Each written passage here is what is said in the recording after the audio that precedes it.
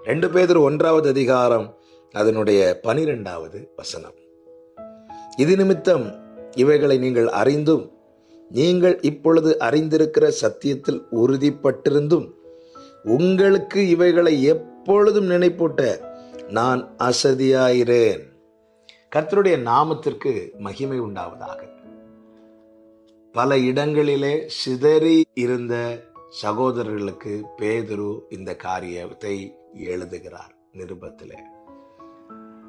பேதுரு இப்படி 2 நிருபங்களை எழுதி சிதறி இருக்கிற சகோதரர்களை பலப்படுத்த காரணம் என்னவென்றால், ஆண்டவராகிய இயேசு கிறிஸ்து பேதுருவுக்கு சொல்லி இருந்த காரியங்கள்.